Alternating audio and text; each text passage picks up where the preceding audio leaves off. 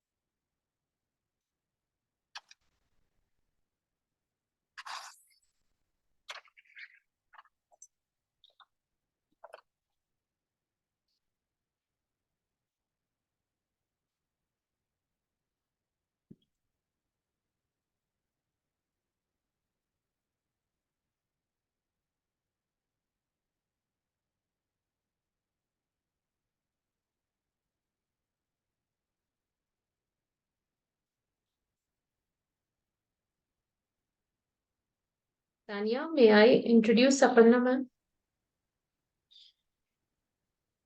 Yes, please. Go ahead.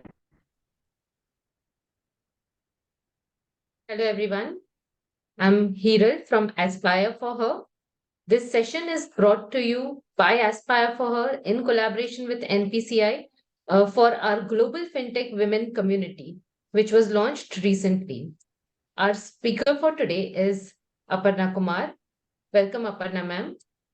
Aparna is a highly experienced information technology leader with over 30 years of experience, with a track record of successfully directing innovative and transformational enterprise wide IT projects and solutions, encompassing CRM, enterprise data warehouse, business intelligence, analytics, digital and mobile platform, artificial intelligence, machine learning, robotics, process automation, chatbots, and other innovative technologies to achieve technological leadership and gain first mover advantage. An impressive track record of stakeholder management, responsiveness, business agility, and building highly competent teams. Aparna has consistently demonstrated ability of increasing the organization's digital capabilities by harnessing the power of data in transforming technology projects into strategic, innovative, industry-leading solutions. She's currently the Chief Information Officer of one of the largest financial institutions of India. Prior to this, she was the Chief Information Officer for HSBC and was responsible for building the country plan along with business teams. Earlier, Aparna has been associated with HDFC Bank for 12 years, handling various leadership roles in the IT function.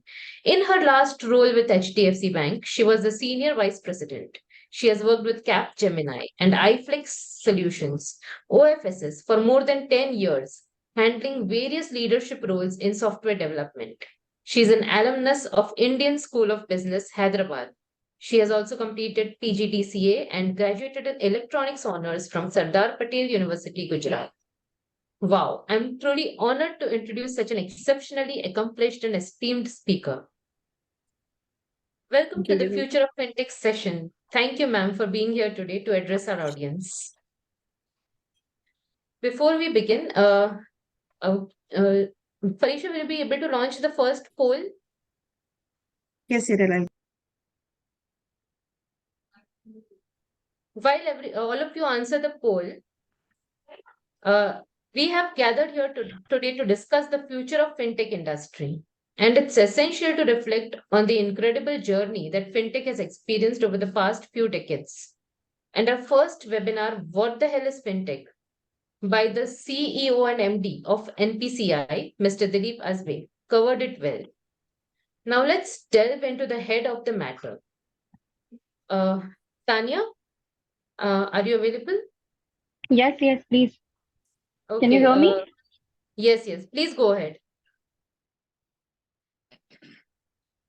Okay, I think let me just brief introduce myself as well. And hello and welcome everyone. I'm Tanya Gangopadhyay from NPCI. I am a seasoned HR professional with over 12 years of experience in various verticals of HR human resource management. I have worked with organizations like Bisleri, Lupin prior to NPCI. By profession, I'm a HR, and by passion, a dancer. So I'll be your host for the day. And we have already welcomed Aparna. Ma'am, thank you so much for joining us today. Before I start the fireside chat with you, I just thought of mentioning about the community that NPCI and Aspire for Her have created for the larger ecosystem. This is Global Fintech Women Community team, but we need you to make it big and better. So my request is to please join the community. I think Hiral will be sharing the link in the chat box. You can click on the link and join us in Global Fintech Women Community. Thank you. And so without further ado, let me welcome Aparna ma'am. So Aparna Kumari she's a senior leader and inspiring role model for all of us. And after hearing your introduction, ma'am, I'm truly, truly honored to introduce you or have a conversation with you though it is virtual, but we try to make it more engaging. And before we embark on this fintech journey and unravel the mysteries of its future, I think the poll is already done. And can we see the result now? Is it possible to see the result, or people are still applying? Yeah, Hiral? I have shared the result.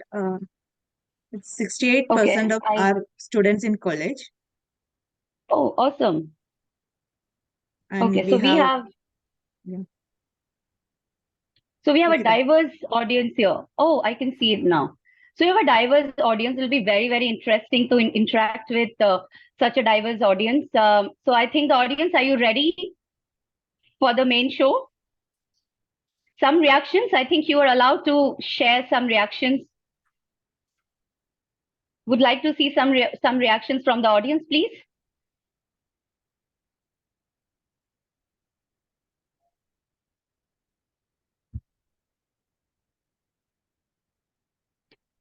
All right. So as we gather here today to discuss the future of fintech industry, but it's essential to reflect on the incredible journey that the fintech has experienced over past few decades, isn't it? As Hiral mentioned, that our first webinar, which was addressed by our MD CEO, Mr. Dilip Asbe, he covered it very, very well. And now today, uh, the first question for you, Aparna ma'am, is, after the decades of hyper growth that the fintech industry has seen, do you see this fintech disruption will slow down very soon or continue growing further? What is your take on this, ma'am? So thanks, Tanya, and Hiral welcoming me, and a big thank you to Aspire for Her, Madhura, Ruchita. I think fab job in such a short span of time, and really honored to be part of fintech community for women that we are currently uh, taking it up. So, answering your question, Tanya, fintechs are definitely there to stay. Yeah, and the way they have done the disruption in the industry, and particularly in the financial industry, I think that is uh, incredible. Some of the things which probably allow them to grow further would also somewhere down the line the technologies which are in place. So if you look at it, how government is also helping from a customer perspective, the open banking, right? Now, what does that mean? So open banking is something which gives empowerment to the customer, where they themselves can choose, create their own products, unlike the financial institutions offering them a product. So that kind of liberty, liberalization is what fintechs have allowed to happen for the customers as well as for financial industry. The other part will be slowly also there'll be a maturity which will happen, because today if you see the fintechs normally are there either 3 years, 5 years, or maybe 7 years, right? So somewhere there will be a maturation period, and also consolidation will happen. So some of the successful fintech organizations, they have already started acquiring small startups. And the reason being that they want to give a very holistic solution to the industry rather than piecemeal solutions that they have innovated. That is another thing which literally makes us feel that fintechs are continue to grow and not slow down so soon. From technology perspective, I think there are a lot of fields which still needs innovation. Let's talk about AI/ML, right? We have been having this technology for past almost 10 plus years. But if you look at for past couple of years, I think because of the fintechs, the way it is being used, yeah, has exponentially grown. And like it's you pick up any of the financial institutions problem, or you take up any of the processes, right? You can actually create such a beautiful options for the customer, not just in their servicing, but also giving them excellent experience. Why? Because underneath data which you have, ML can literally churn it out in seconds. And over the top of it, if you put AI, wow, I'm saying that gives you absolute precise outcome, which you can immediately talk if you are on a call with the bank. You can immediately give them the offer or try to soothe them based on the sentimental analytics which it will throw the data on. Other part is they will also be contributing a lot in financial inclusion, because those are the places and people who are unbanked, or they don't have that kind of a mechanism where they can bank. So there are unbanked guys, there are supported guys from a digital perspective. So the reach through the fintech disruption along with the financial institutions, I think is literally going. And also government is playing a key role in here. They are also encouraging a lot and trying to give all the stuff which fintech would require to reach the unbanked population.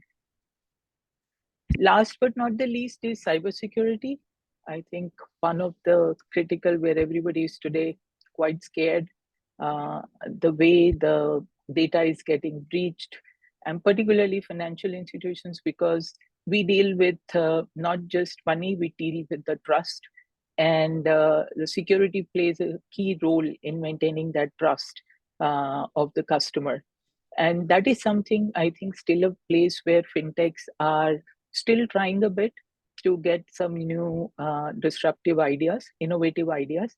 But that is something which will be the topmost priority for fintech community. Ideally, when I'm talking to them as part of my role, I think they are all trying to see how, apart from financial inclusion, customer experience, how they can make cybersecurity much more to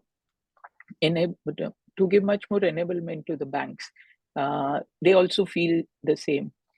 And one last point, a still less untapped area is wealth management, because again, we deal with money, again, we deal with trust. And there it's important, whatever is using the AI technology, they can throw up that what is the best option that any customer can invest. And if you have a personalized option also given, I think that is slowly picking it up. So these are some of the things I think still are huge market, which fintechs have explored. They have given some fantastic disruptive options to financial industry, but there are a lot more that they can do it, and they are ready. Okay, they are very much there, and they are very much ready to take up that challenge. And those are young guys, so they are ready to take that risk as well in the initial stages of their career. So yeah, that's what I feel. And I think one important point you mentioned is empowering the customers, and that is what fintech is all about. And the reality is, over the past years, fintech has reshaped, how we interact with money, how we interact with financial services. And now, as we peer into the future, it's bit looking like a crystal ball. You want to see what is lies beyond the horizon. And therefore, I have a follow question for you, Tapanna. What are the major trends and innovation do you foresee which shaping the fintech industry in next 5 years?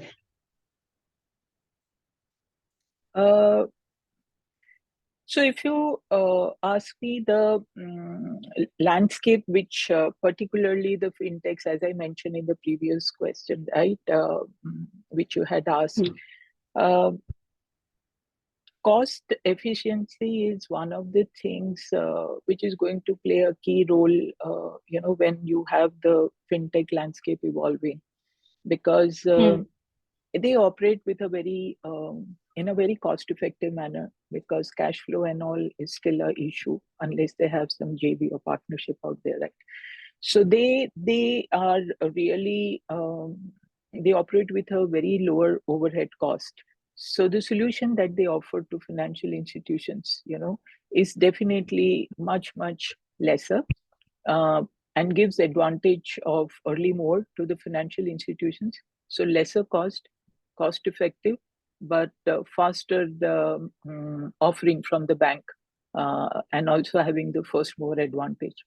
Um, Other is, as mentioned earlier, financial inclusion. I'll be emphasizing a little more on this part, because we strongly feel, as bankers or as technologists in the financial industry, that area still needs a lot more work, and fintechs are the ones which really can help to this unbanked, undeserved community, because at times your internet is not there, right? So we always feel when we get into a call and the net is not there. So a lot of solutions they are coming up which is offline, and there the risk is of them, and the confidence and that will be given to them by the financial institution will be the same what they give to any tier 1 or urban community, because this community has a lot more, they feel quite, um, they are risk averse, right? I'm saying their pockets are not that deep,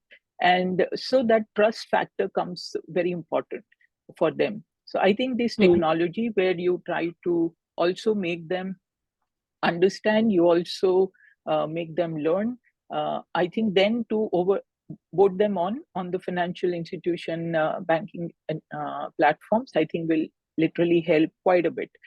There will be another key thing which for past couple of years we are seeing is the partnership between fintech and the financial institutions. Now, what does that mean, and why is it so critical? As I mentioned, fintech really needs, since they operate on a low cost, but they really need, if they need to move to the next level or go beyond what they have created, and when they partner with the financial institutions, the problems that they have and the creativity which fintech brings, I think the combination of that is lethal, and that is growing quite a bit. But there's a one word of caution that financial institutions should ensure that even if the partnership is done, we don't make fintech lose their independence, because once you start uh, putting them in an organization, the normal process starts, and then they will lose that creativity. But considering that also, I think this partnership is quite evident now. We have seen that how organizations are handholding them, and without making them lose their niche and their creativity. That is another thing. There are some challenges, I think we'll talk over it, for fintechs too, because they are really at times they struggle because regulations are coming in. So it's good as well as bad, both sides. You need to have, because again, financial institutions, you need to have regulatory bodies and the regulations out there to ensure, again, you're dealing with money and trust. So some of these things are still, which are at times hindering the fintechs to operate, even if you have sky's the limit for them and they have quite a huge landscape or universe to really put up their creativity and innovative solutions. Yes, yes. And thank you so much for sharing such a deep insight, Aparna. And I think from our first question, first conversation, it is established that fintech has been a disruptive force. It's challenging the traditional financial institution. So my next question is a little interesting. And but before we move on to the next question, I have some quizzes coming up for the audience. If you allow me, I can, if you can ask certain questions to the audience, please. So what is the full form of GFW community that is created in collaboration with NPCI and Aspire for Her? Very easy.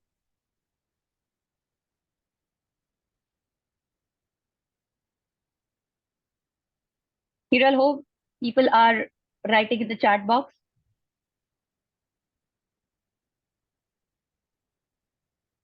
Okay. So let's move on to the next question, which is, what is the primary objective of NPCI? Tanya, we can also answer. Yes, of course. I would love to see your answer.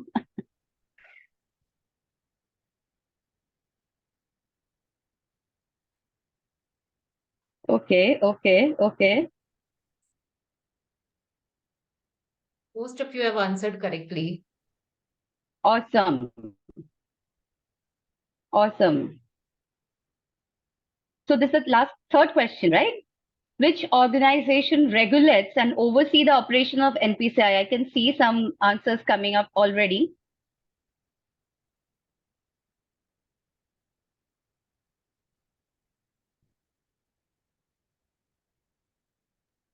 Again, most of you have answered correctly. So So do GFW we and have any NPCI reward quite amount? famous. Yeah, are we giving them something?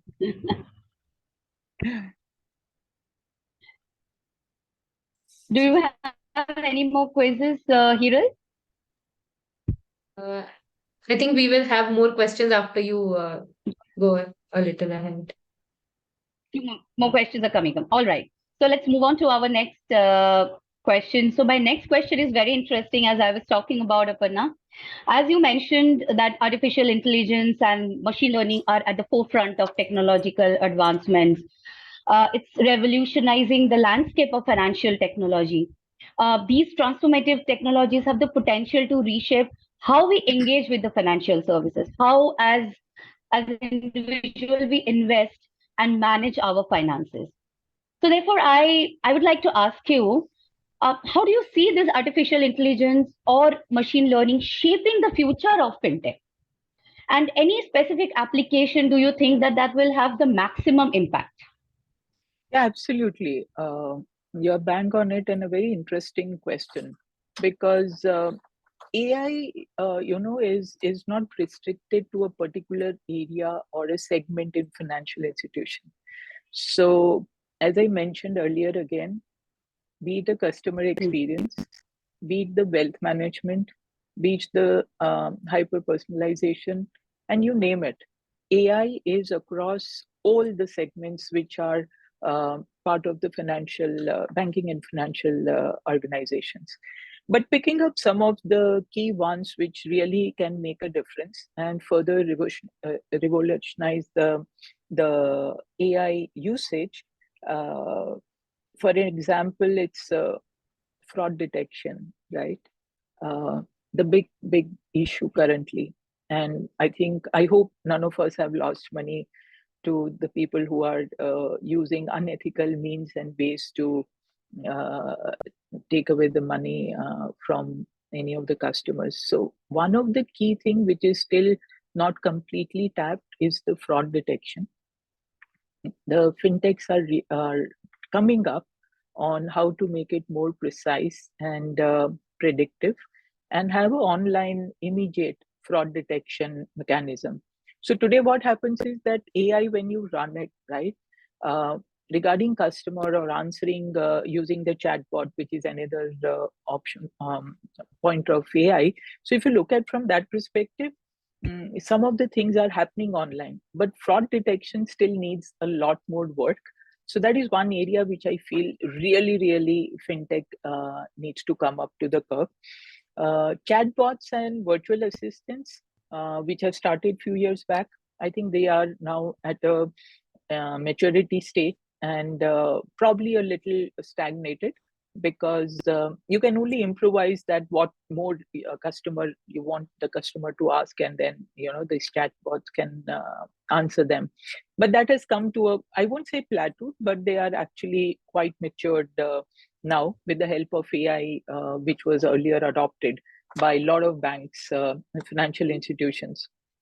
Then we spoke about wealth management, right? So here, I think 2-3 years back, we have got robo advisors. Okay, so they pick up the data from across internet, from social media, reads the reports, the balance sheets, and everything of the organization, and they collate that information using AI underneath, and then they throw it out to the customer who really is interested in doing some kind of an investment, and they become the actual advisor, and they guide them that which all funds are something that they predict can actually give them X NAV and all. That is another area which is quite coming up. The other one is about a little bit technology, which is about NLP, the natural language processing. Since we have some students there, I'm sure they must be keen on something like this. So this one is capable of extracting the information from, as I mentioned, from not just financial institutions, not just from social media, but they also are able to take up the open source models which are available. They collate all this information in a near real time. And that is something which you give as an offering to the customer. I think that's just absolute disruptive way of working. If you look at 10 years back or even 5 years back, nobody would want to risk a machine telling you that please go ahead and invest, that this is the NAV that is going to come up, or you will have this kind of NAV in next 6 months, 1 year, or 2 years. And lastly, the predictive analytics, which is also part of this. So I think it's a combination of this area. As I mentioned, it's a large universe. Now, still, some of the areas are not tapped to the extent it should be.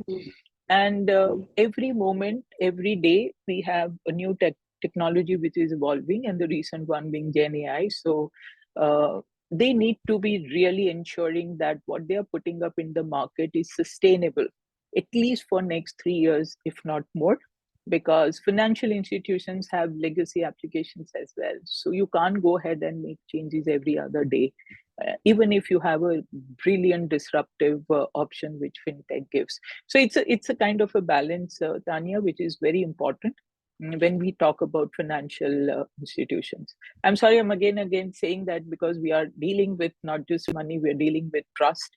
And it's very important that we don't get driven only by technology and only by problems. We also need to ensure that we don't risk the customer's faith at any point in time.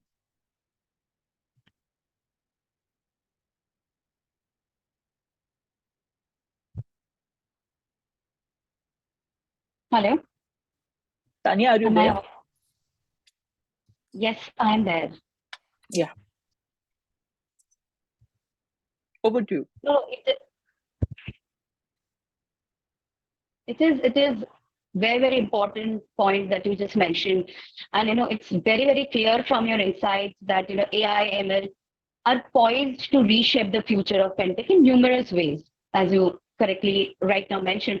You mentioned about the fraud detection, you mentioned about the risk assessment that we do, and at NPCI we do all of them. So and we are in a journey of personalizing the financial services and demonstrating the wide-ranging influences of these technologies. So as we move forward in this, yeah, sorry to interject. I think NPCI was one of the trendsetter in this field.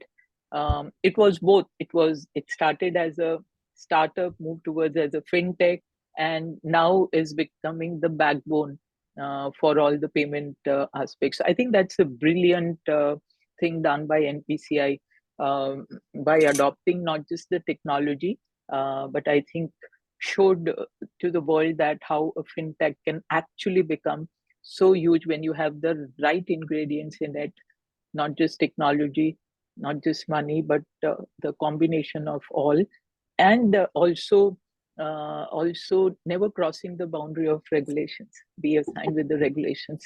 So yeah, that's very important point which people should know, that they have done brilliant job.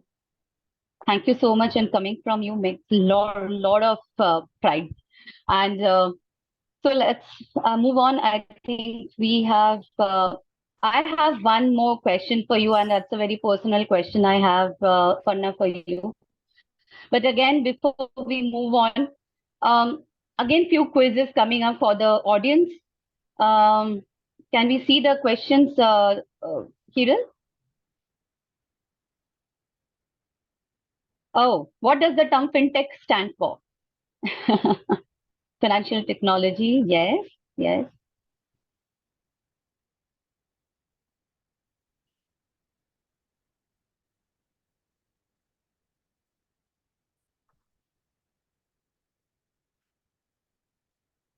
Again, We have a most of very you well answered read correctly. audience.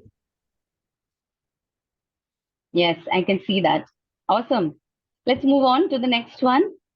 Okay, what is the primary purpose of robo-advisor in fintech? Aparna ma'am just talked about robo-advisor. So what is the primary purpose of this robo-advisor? B, okay.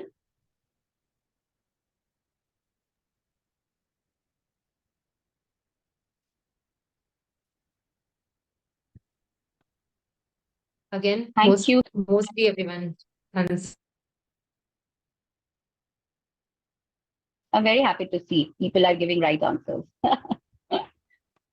They're quite well read, All up to quite the well mark. read. Absolutely. Okay. So my, conversation with you, ma'am, it's incredibly enriching, to be very honest, and so much insightful.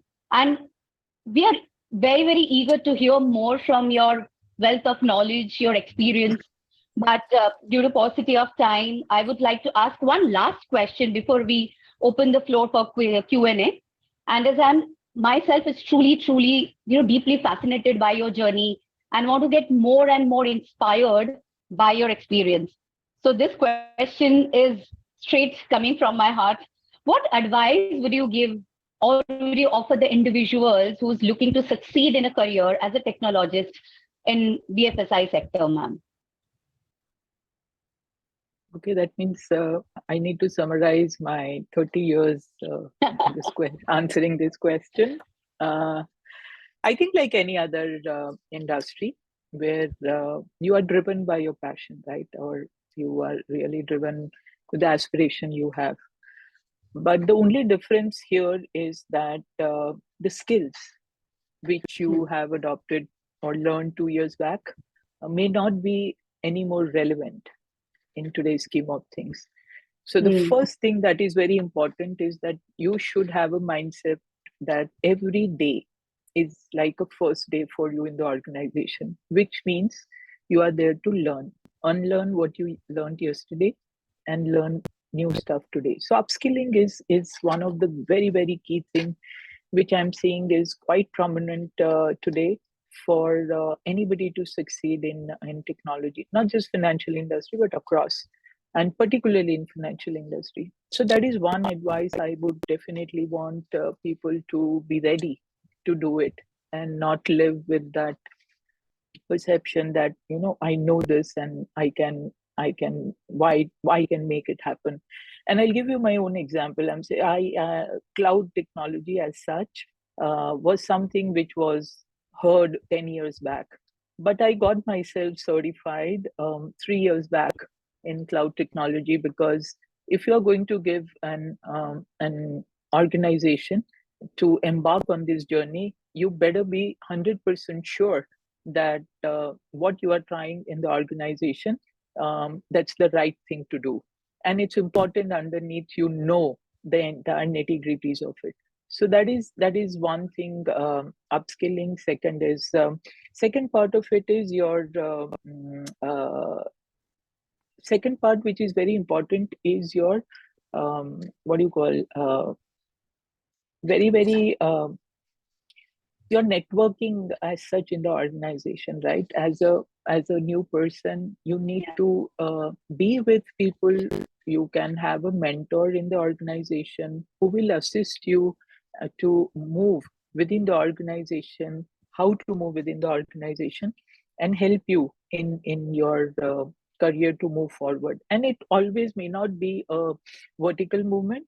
It could also mean that you are able to take more responsibility, so you make yourself ready for the next role if it comes your way.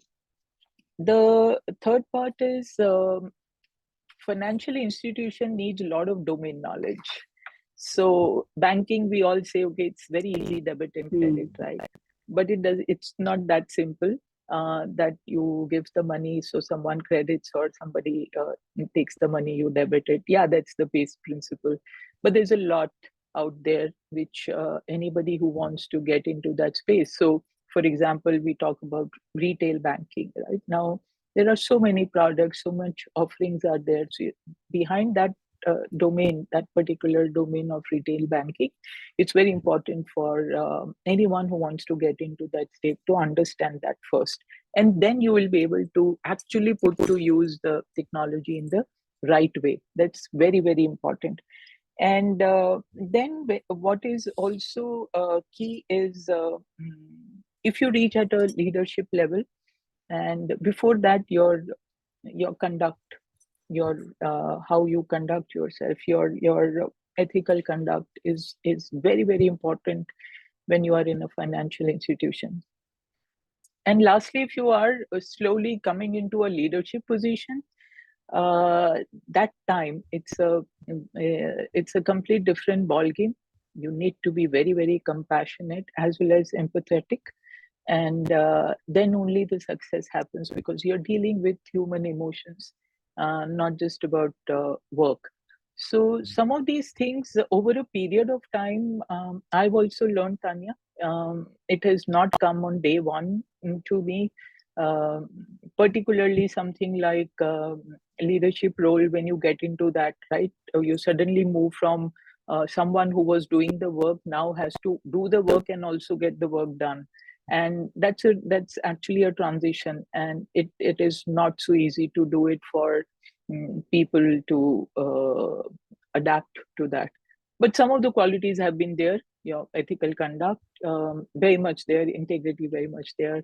Learn, unlearn, very much there, which actually help to adapt to new technologies, new organizations, and assist them in moving forward. That's what is my take, Tanya.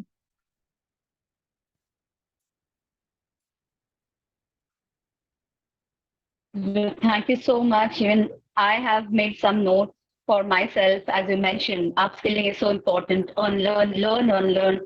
The domain knowledge and the conduct, ethical conduct. Since you are a very, in a regulating your secret success mantra with us, and I'm confident that just like me, our audience will greatly benefit, from your insights. So I think now we should open up the floor for question and answer. And Hiral, if you can just check the Q&A and share some questions with Aparna ma'am.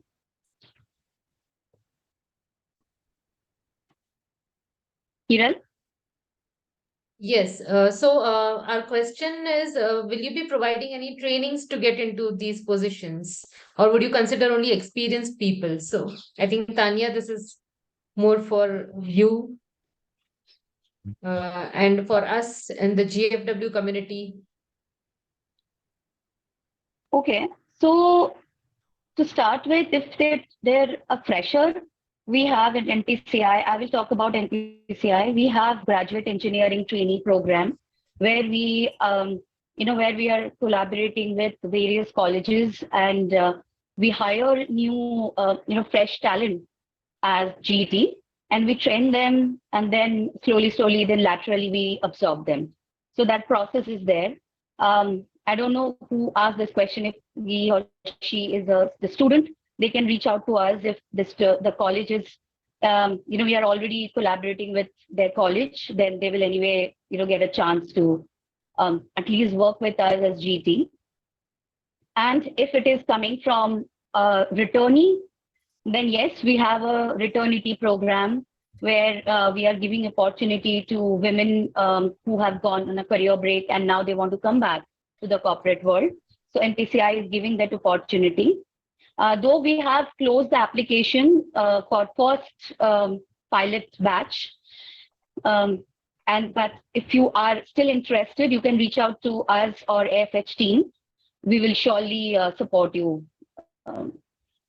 Who has asked this question? If I know the name, so yeah, let's Shweta forward. Thakur. Shweta Thakur. Yeah, Shweta. Okay. So yes, if I you are think still interested, this has also been our AFH mantra. We really work towards it, the returnees. So yeah, it's a good choice option which Tanya has offered. And AFH definitely can help. yes, absolutely. Any more questions? So Shweta is a returnee, and we have some questions around the returnee program, as well as another question from Neetu Kapoor, whether how can I upskill to get into fintech? I think this question, Aparna ma'am, will be the right person to answer. Ma'am, over to you. Yeah, sure. Thanks. I forgot the name. Hirul, what is the name of the person?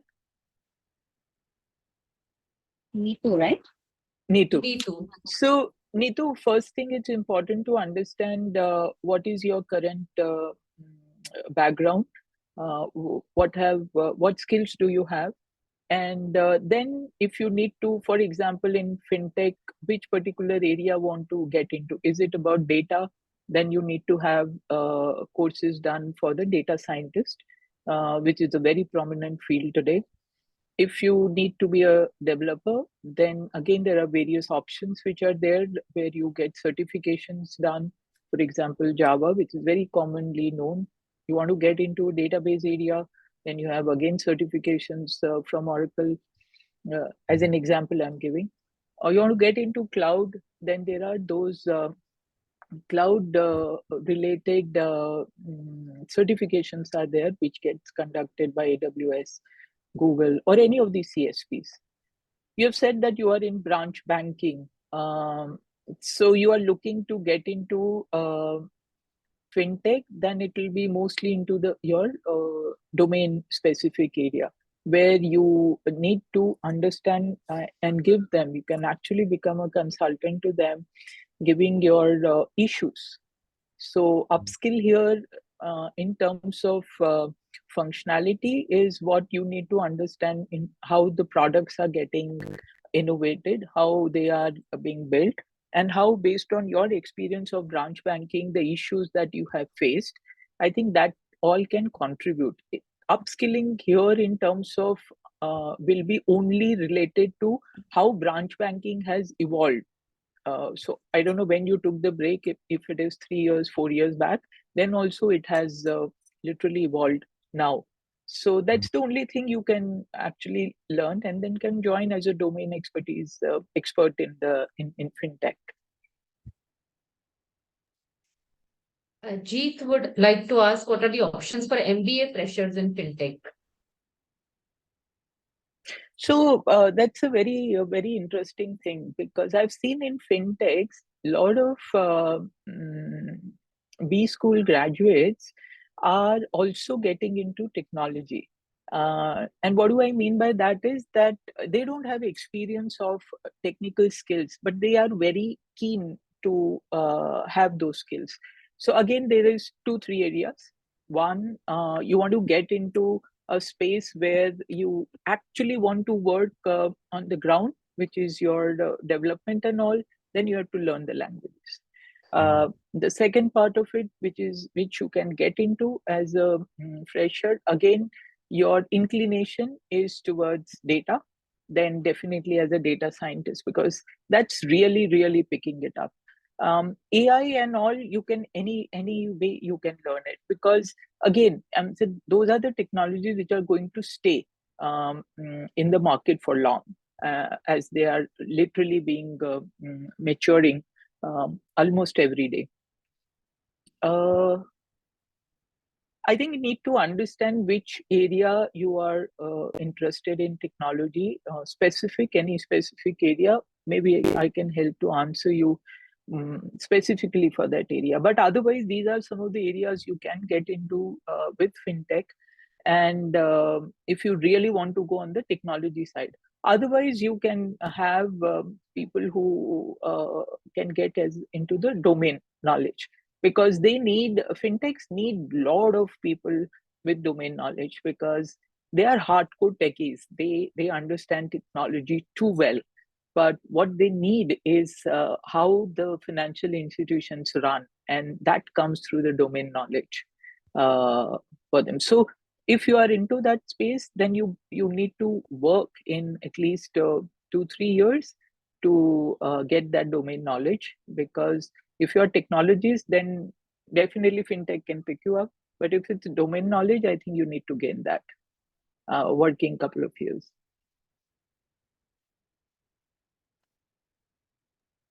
Thank you, Aparna. I think we have answered most of the questions, all of the questions in the chat. Okay.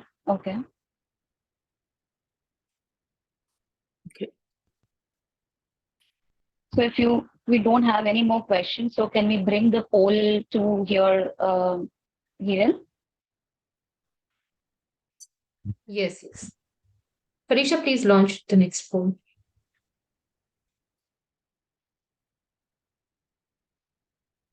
It's a very interesting poll. We would love to hear from you, participants.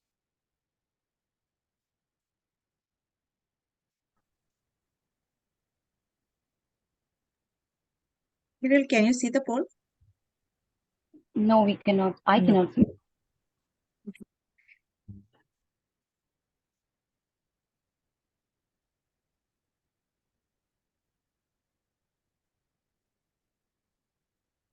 It's not yet launched.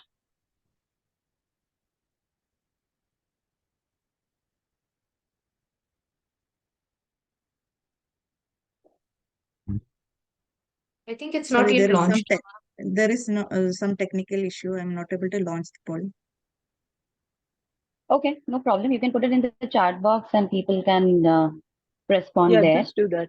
In the meantime, try to put it up. Yeah.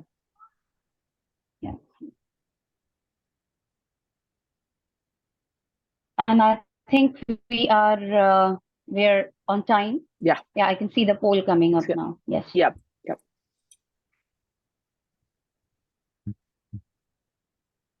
Key takeaways from the session.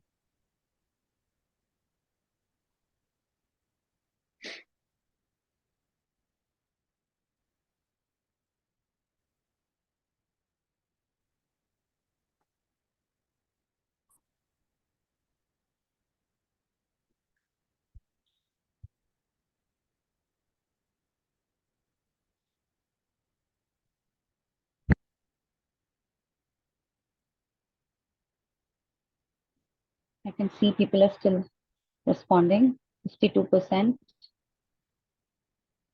Fine.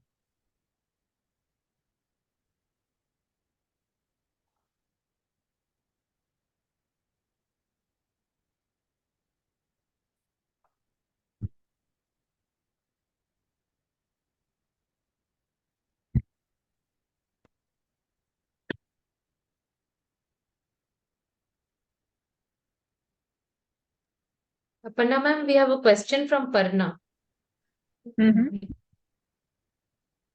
While developing cloud-based solutions specifically for the financial service domain, which are the key areas an IT professional should focus on upskilling? So first and foremost, please undergo a couple of certifications.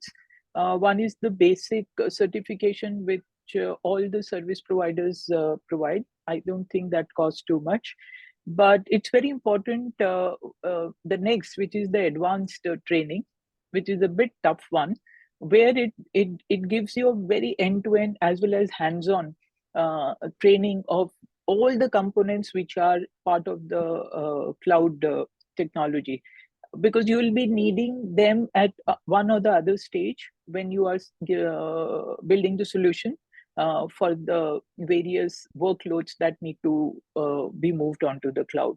So these two things I think are will help you to really pick up and understand how cloud technology works.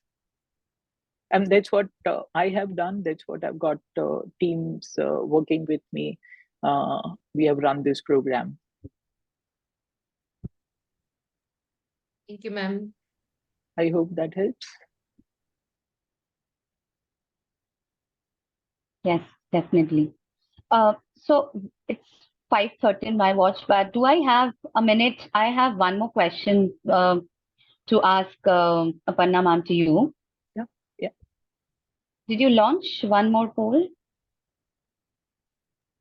No, polls Okay. are done. All right. So, and the last question, though I said that the last one was my last question, but such an enriching conversation we are getting to. I just wanted to understand now the fintech expands globally, right? So, what are the implications for financial inclusion and accessibility that you foresee, especially in underserved communities? Um, any take on that? Any insight? If you can just give us, ma'am. Tanya, I lost you in between. I'm sorry, if you can repeat the question. Okay. So I was just mentioning fintech is now expanding and it's expanding globally. What are the implications for financial inclusion and accessibility, especially in underserved communities that you foresee? Any take on that? Any insight, ma'am, from you? See, if we look at the financial inclusion, as I mentioned, right, it's for underserved and unbanked community. Sorry, the banking, the payment options which people do not have. I think the outreach now will definitely be a little easier, if not completely, with the offerings that fintech gives. And I think one more thing which is currently all the institutions are trying to do is microfinance, as you know, because that's a big opportunity out there, a big one where they are currently deprived of a lot of offerings which the institutions can give. So that is another thing which we feel will also help small time SMEs and MSMEs to take advantage of this. That is one another thing. Then also it can play a good role, as somebody asked the question, also about the financial education, because people are not aware of how to do basic banking also. So fintechs can actually come up with those gamification way of coming up with educational videos before any of the institutions want to go and approach them. So these guys can play a big role in doing that. A lot of collaboration with local partners can assist them to really often have like NGOs. These guys, both of them, can partner and really make a large difference in the financial inclusion space. Yeah, I think the challenge normally comes up for literacy. The financial literacy is not there. And once the fintechs have various means, as I mentioned, they collaborate or they create some of these very easily designed videos or using the gamification part of it to make people understand, and then go ahead along with the institutions for the various offerings to SMEs, MSMEs, and others.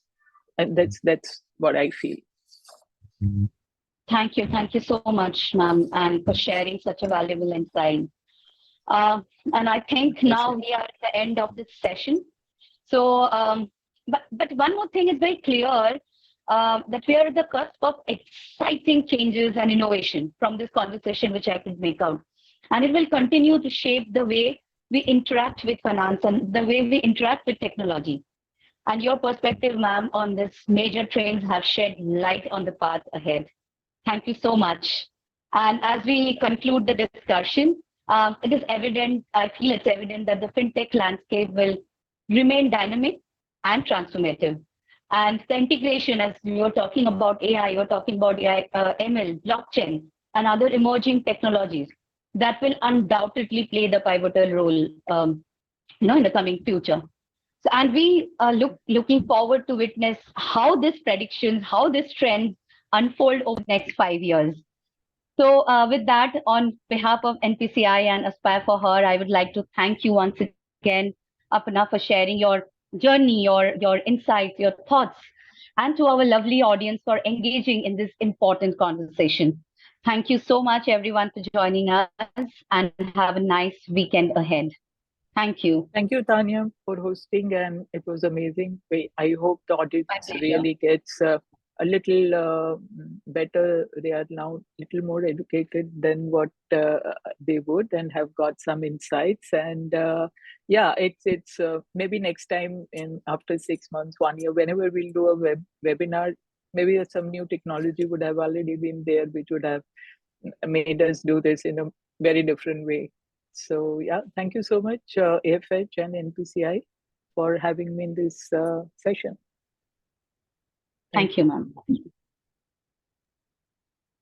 you, ma'am. It was an amazing you. session. Thank you.